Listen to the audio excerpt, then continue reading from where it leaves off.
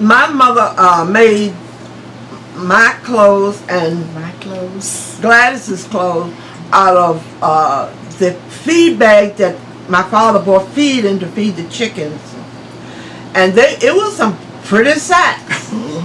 And we would go to school and the children, oh, look at your dress, isn't that pretty? And we just laughed, because my mama had made them. She would put a little rick-rack, a little lace on them and decorate them, like that. And my nephew, she made took old pants, jackets, and made pants and things for them. And she made my daddy's underwear from the feed sacks too. And she didn't need a pattern. She was just that gifted in making anything she wanted to make. Yeah. And used to make tea towels. Yeah, the white sacks. The white sacks would make tea towels. And that's why she raised money to help to get into our new church at the time. She made this aprons and pot holders from the scraps of material she made other things from, and sold them to help raise money. I never went to school the first day of school without having a new dress, and usually for the first week of school we had new clothes. I recall my uncle coming down from Pittsburgh, bringing us skirts and blouses, things, paper, and everything for school. And that was just an interesting time. And seemingly he came every first Sunday in September for the big meeting. Oh yeah, my father used to make a wine called Old Hen. My father did too. And her father made it too. And this consists of dried peaches and oranges, raisins, fruit, and yeast. You put yeast in it for it to work. And then after he had set, I guess about a couple weeks, he would strain it and put it in jug, and then had that for Christmas. But and it was good then. But you let it stay in that jug. You let it stay there for a couple of weeks or something.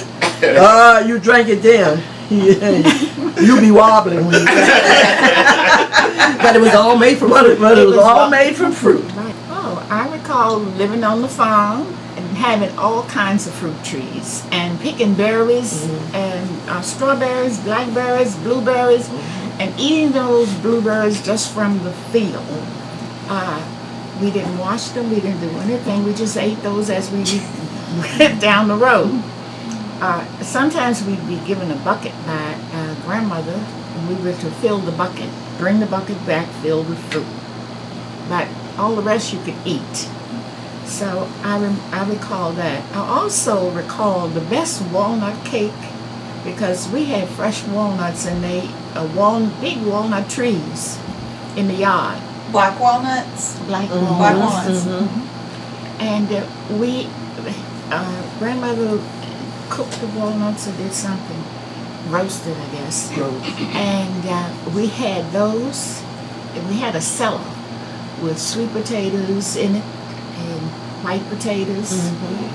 And those were the things that we ate, I guess. I know that they were shared with my family. And so we always had something good to eat. Like blackberries, there's nothing like a cold wintry day having a blackberry roll. That's right. And it's, grandmother would have had that. We canned just everything, all kinds of vegetables, as she said. So we didn't have canned vegetables. And see, I don't like canned vegetables today because they just don't taste like right. But I have to use those from time to time because we always had fresh food. And my mother always canned, like when we killed the hogs, she would make the sauce and cake and can those in jars. They would put in jars and can and put in the smokehouse.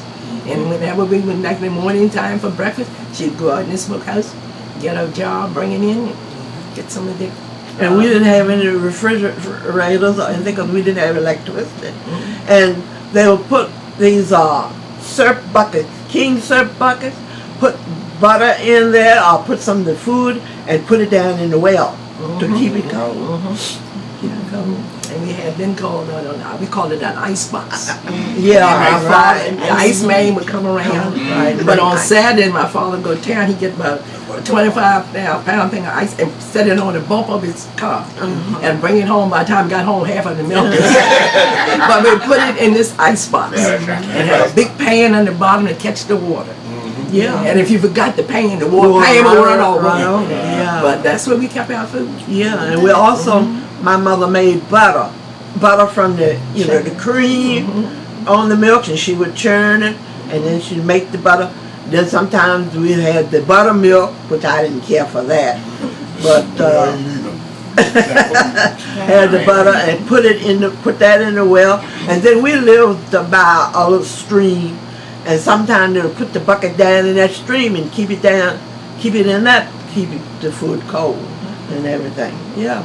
And my father also had a kiln too. Now, I don't know how, I don't think that those things will survive today. But back then in a kiln, they have this, whatever they put up there and put cabbage and sweet potatoes and all the apples and things in there. And it kept outside on the ground. What was it made of? Like leaves and what else was that kiln made of? Straw and leaves and things, and it kept. They put dirt or some dirt on top of it. And then when you want, you just go out there and dig down there and pull out a head of cabbage or something else. We started off at the school called Lee Lane. They have torn it down now, but it was a 2-room school, Lee Lane. And from there we went to Stafford Training School. And then on, I graduated from Walker Grant because I had to be bused to Walker Grant. So those were the good days. Yeah.